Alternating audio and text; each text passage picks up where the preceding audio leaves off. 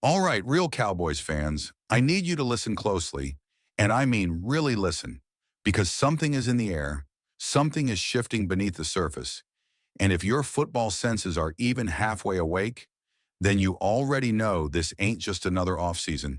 This ain't just get ready for training camp type of talk. No, this feels different. This feels like we're standing on the edge of a cliff with lightning cracking in the sky, and all we're waiting for is someone, anyone, to jump first. And spoiler alert, it might just be the Dallas Cowboys, because this camp, this preseason, this team, it's built different, wired different, breathing fire and waking up every day like it's got a point to prove to the entire damn world. And leading that charge, whether you love him, hate him, or scream about him in your group chats, is one man. Dak Prescott, and soon as I say the name Dak, all the little trolls crawl out the woodworks like, he's not elite. He can't win the big one. My grandma could read defenses better. Shut up, sit down, and let the adults talk, because what Dak just said about George Pickens in camp, that wasn't lip service. That was a warning shot, and he said it with that calm, cold confidence that only a quarterback who knows something the rest of us don't can say. And what did he say? He said Pickens loves football, breathes it, obsesses over it, and he's already fired up to go win with a new team. And let me pause right here and ask you, do you understand what that means?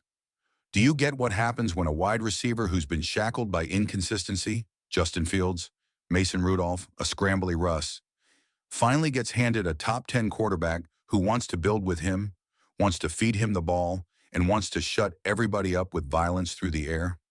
I'll tell you what it means. It means opposing corners are going to need prayer circles before kickoff because George Pickens ain't coming to Dallas to fit in. He's coming to take over. And you could already feel that tension the second Dak spoke on it like, we're already clicking. And if you know football, you know quarterbacks don't say that unless they've seen it in real time. In the locker room, in the root tree, in those backfield scramble drills where trust gets built. And now you pair that with CeeDee Lamb, who's already surgical and only getting nastier. Boy, you better get your popcorn ready because this offense is about to look like something straight out of Madden with the cheat codes turned on.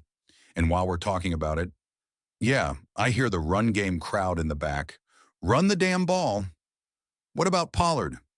What about the O-line? Listen, I love a physical run game too, and shout out to DMV and Law Nation and everybody holding it down for the old school crowd. But I'm telling you right now, if the Cowboys are going to win the NFC, it's going to be because Dak Prescott and those dogs on the outside make every defense in the league afraid to play press. Man, afraid to blitz, afraid to even breathe wrong. And let me tell you something else. Dak wanted this. Don't let the front office act like this was their plan all along.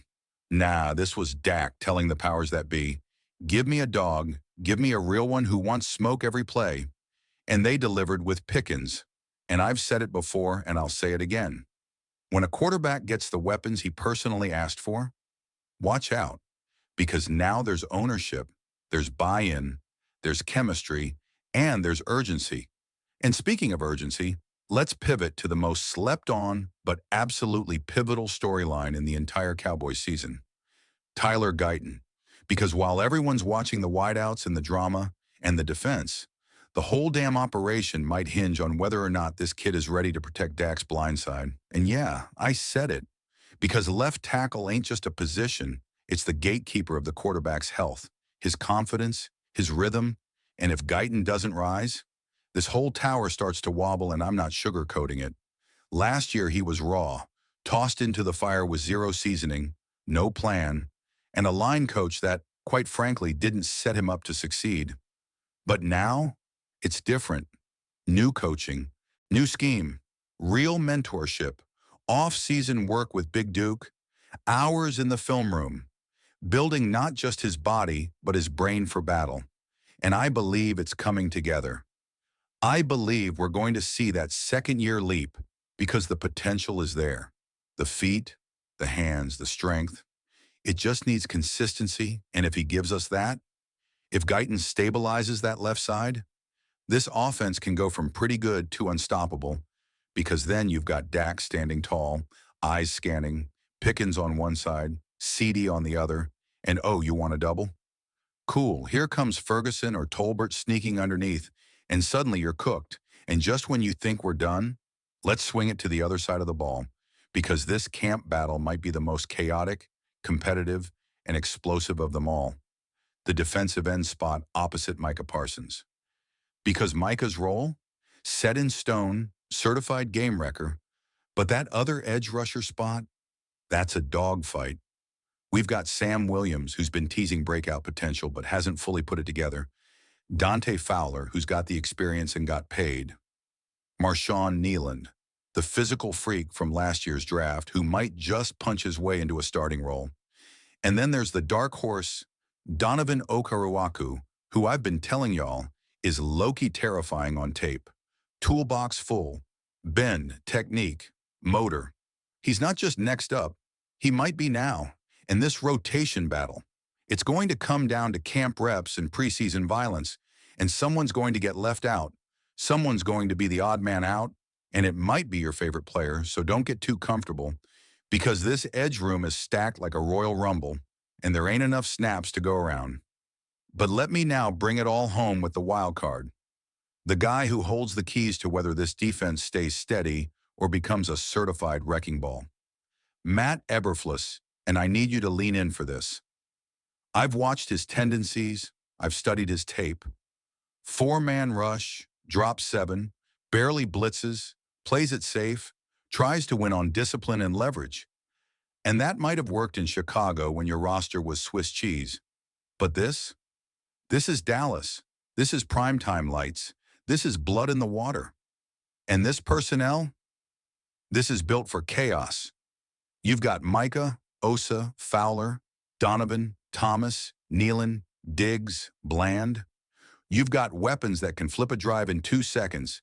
And I'm telling you, if Eberflus sits back, plays scared, just rushes 4 and lets QBs pick us apart underneath, I'm flipping chairs.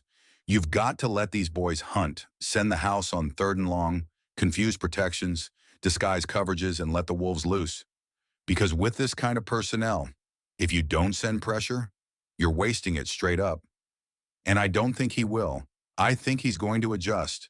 I think he knows the spotlight's brighter in Dallas, and he's got the tools now to finally run the kind of defense that breaks souls. And I cannot wait to see the first live contact practice, the first crack of pads, the first time Pickens and Diggs line up, and it gets real because that's when we'll start to find out what this team really is. Are they just hype? Or are they about to run through the NFC like a tornado in shoulder pads? And I know where I'm leaning. I'm leaning on Dak's hunger, on Pickens' attitude, on Guyton's growth, on Micah's rage, on Eberflus's evolution, and on a locker room that looks and sounds like it's sick and